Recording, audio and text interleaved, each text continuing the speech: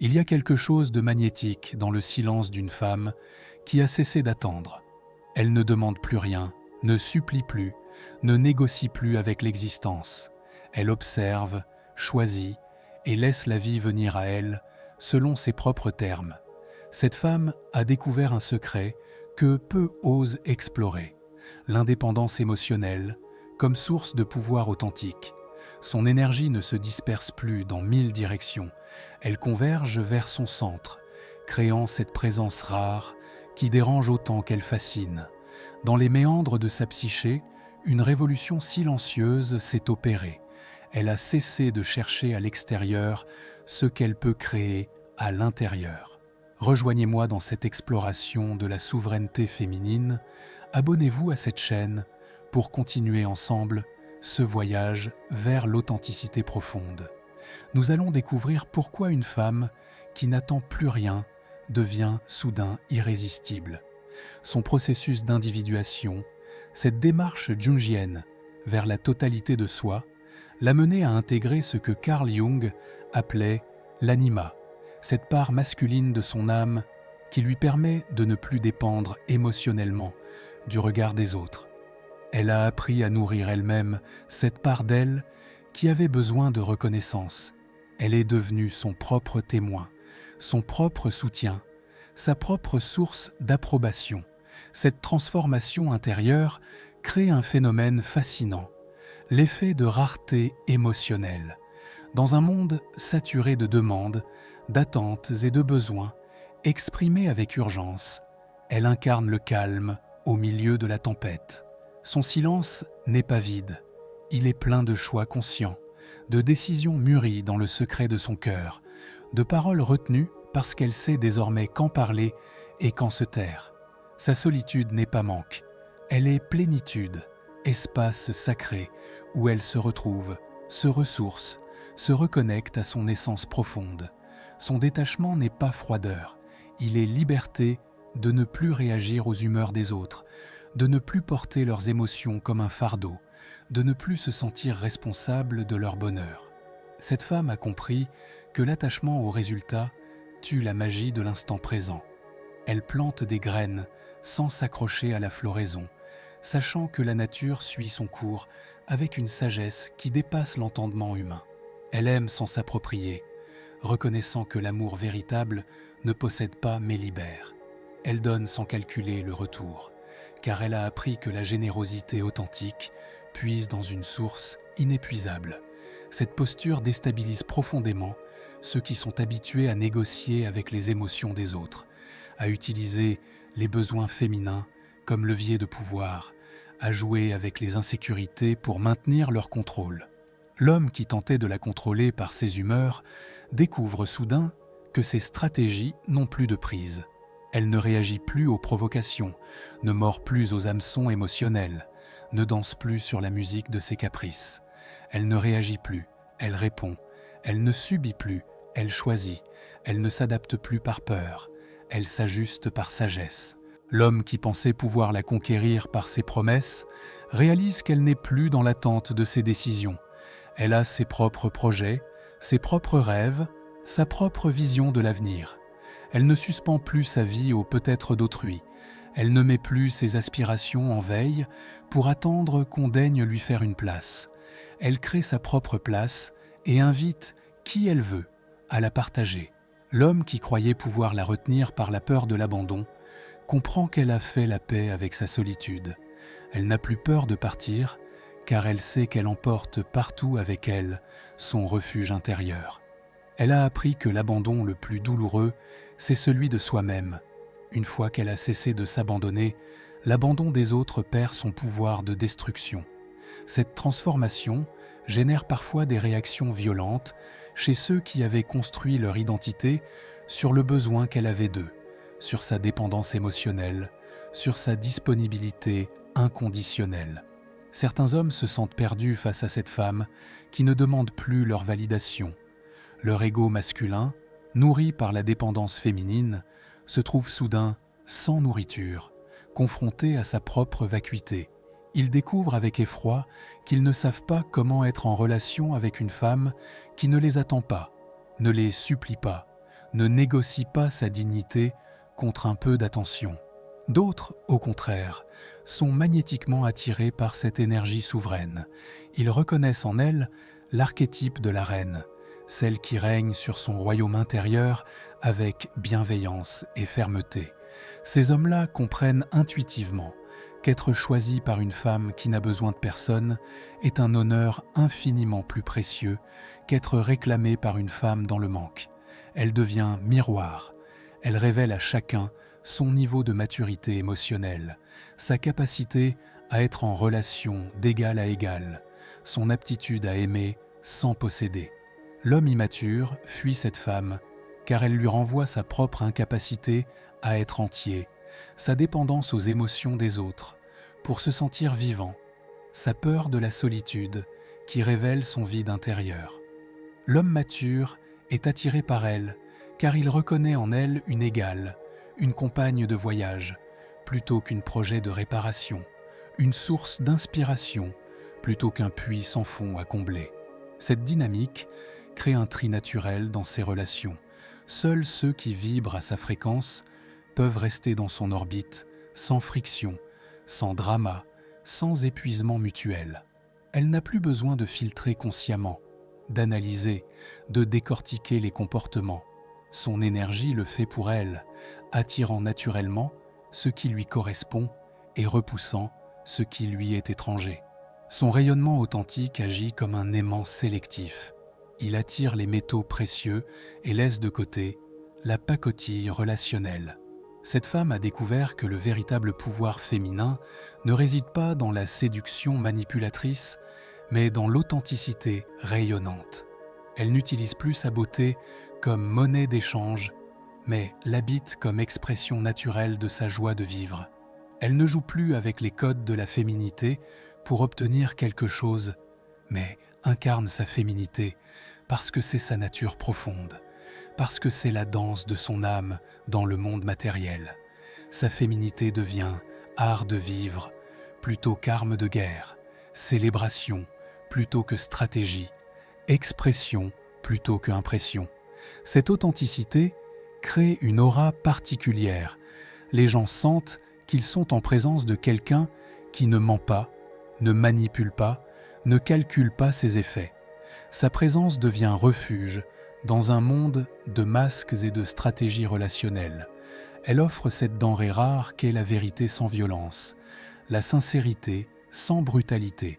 Elle inspire sans prêcher, guérit par sa simple existence, élève par son exemple.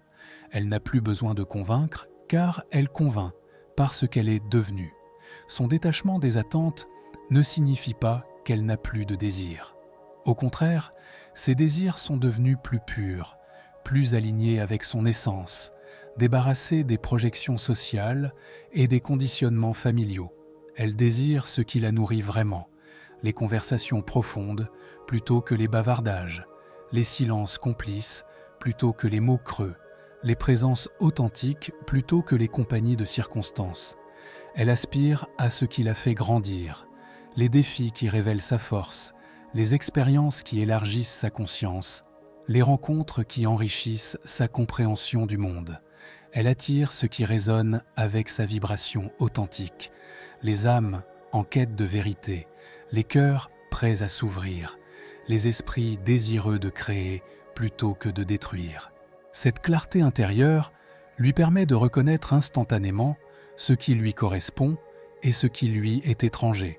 Elle développe une intuition aiguisée qui la guide plus sûrement que toutes les analyses rationnelles. Elle n'essaie plus de transformer personne, ayant compris que chacun suit son propre rythme d'évolution. Elle accueille ceux qui sont déjà alignés avec elle et respecte le chemin des autres sans jugement.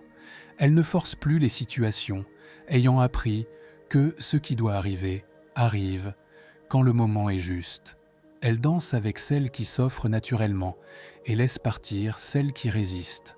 Elle ne négocie plus avec la réalité, mais collabore avec elle, reconnaissant que la vie a souvent des projets plus beaux que ses propres plans. Cette attitude génère un phénomène fascinant. Plus elle lâche prise, plus la vie lui offre des opportunités inattendues. plus elle cesse de courir après l'amour, plus l'amour vient à elle sous des formes surprenantes. Le paradoxe de l'attraction authentique se révèle dans toute sa splendeur. En cessant d'être disponible pour n'importe qui, elle devient irrésistible pour celui qui lui correspond vraiment. Sa rareté n'est pas artificielle, calculée, manipulatrice. Elle est le résultat naturel de ses standards élevés et de son respect de soi, de sa capacité à dire non à ce qui ne la nourrit pas. Elle ne se rend plus rare par stratégie, mais l'est devenue par évolution. Elle n'a plus besoin de jouer l'inaccessible, car elle est devenue précieuse à ses propres yeux. Cette transformation touche aussi sa relation à la solitude. Elle n'est plus un vide angoissant à combler, mais un espace de création et de ressourcement, un rendez-vous avec elle-même qu'elle honore avec plaisir. Ces moments seuls ne sont plus des temps d'attente, mais des temps de communion avec son essence, de dialogue avec son âme, de créativité pure, sans regard extérieur. Elle cultive son jardin intérieur avec la même attention qu'elle portait autrefois aux humeurs des autres. Elle arrose ses rêves, taille ses peurs, fait fleurir ses talents. Elle nourrit ses passions avec l'énergie qu'elle investissait auparavant dans des relations déséquilibrées. Elle apprend, crée, explore avec l'enthousiasme d'une enfant qui découvre le monde. Elle construit ses projets avec la détermination qu'elle mettait autrefois à sauver ceux qui ne voulaient pas être sauvés. Elle devient architecte de sa propre existence. Cette redirection de son énergie vitale crée une abondance intérieure qui se reflète dans tous les aspects de sa vie. Sa créativité explose, libérée des censures et des peurs du jugement. Ses projets prennent forme avec une fluidité surprenante, comme si l'univers conspirait enfin en sa faveur. Ses relations s'approfondissent, débarrassées des jeux de pouvoir et des non-dits. Elle attire naturellement des personnes qui vibrent à sa fréquence, d'autres femmes souveraines avec qui partager cette sagesse, des hommes matures, prêts pour l'amour véritable, des âmes en quête d'authenticité, qui reconnaissent en elle une guide. Son cercle se resserre, mais s'intensifie. Elle préfère 3 relations profondes à 30 relations superficielles, sachant que la qualité des liens importe plus que leur quantité. Cette qualité relationnelle transforme aussi sa façon d'aimer.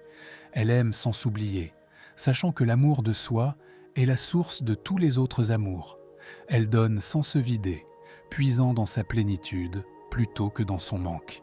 Elle reçoit sans culpabiliser, ayant compris qu'accepter les dons des autres est aussi un cadeau qu'elle leur fait. L'amour devient échange plutôt que sacrifice, complicité plutôt que dépendance. Elle n'aime plus par manque, mais par débordement, par joie de partager sa richesse intérieure. Elle ne choisit plus par peur de rester seule, mais par reconnaissance de l'autre dans sa beauté unique. Elle ne reste plus par habitude ou par confort, mais par choix conscient, renouvelé chaque jour dans la liberté et la gratitude. Cette maturité émotionnelle lui permet d'accueillir l'amour véritable quand il se présente, sans le saboter par ses anciennes blessures ou ses peurs obsolètes, sans le tester par ses insécurités ou ses doutes. Elle reconnaît l'or parce qu'elle a appris à distinguer ce qui brille de ce qui a de la valeur. Elle accueille la profondeur parce qu'elle a cessé de se contenter de surface. Elle célèbre l'authenticité parce qu'elle a quitté le théâtre des apparences pour habiter sa vérité. Cette femme incarne une révélation. La véritable féminité ne se trouve pas dans la dépendance, mais dans la souveraineté. Pas dans l'attente passive, mais dans la création active. Pas dans la réaction émotionnelle, mais dans la réponse consciente et mesurée. Elle a intégré l'archétype de la sage, celle qui sait que le bonheur ne se cherche pas, mais se cultive jour après jour dans les petites décisions, que l'amour ne se mendie pas, mais se mérite par le respect de soi, que la paix ne s'impose pas par la force, mais s'accueille dans la douceur du lâcher-prise. Son rayonnement silencieux touche ceux qui sont prêts à entendre son message sans mots. Il est possible de vivre autrement, d'aimer sans souffrir, de désirer sans s'attacher, de partager sans se perdre dans l'autre. Cette possibilité n'est pas réservée à quelques élus, mais sommeille dans chaque femme qui accepte de regarder en elle-même avec courage et bienveillance, qui ose questionner ses conditionnements. Car cette transformation n'est pas un privilège de naissance, mais un choix de chaque instant, pas un don du ciel, mais un travail patient sur soi, pas une chance aveugle, mais une décision courageuse. Elle commence par un regard différent sur soi-même, se voir non plus comme celle qui manque de quelque chose, mais comme celle qui possède déjà tout ce dont elle a besoin pour être heureuse. Cette révélation change tout. Quand une femme découvre qu'elle est déjà complète, elle cesse de chercher sa moitié et commence à partager sa totalité avec ceux qui le méritent. Quand elle réalise qu'elle est déjà aimable par essence, elle arrête de mendier l'amour et se met à le rayonner naturellement, attirant ceux qui savent reconnaître sa valeur. Quand elle comprend qu'elle est déjà libre, elle abandonne ses chaînes dorées et embrasse sa souveraineté avec la grâce d'une reine qui rentre dans son royaume. Cette femme qui n'attend plus rien mais choisit, tout incarne une force douce mais irrésistible. Elle murmure à chaque âme féminine qu'il est temps de rentrer chez soi, dans cette demeure intérieure où règne enfin la paix souveraine.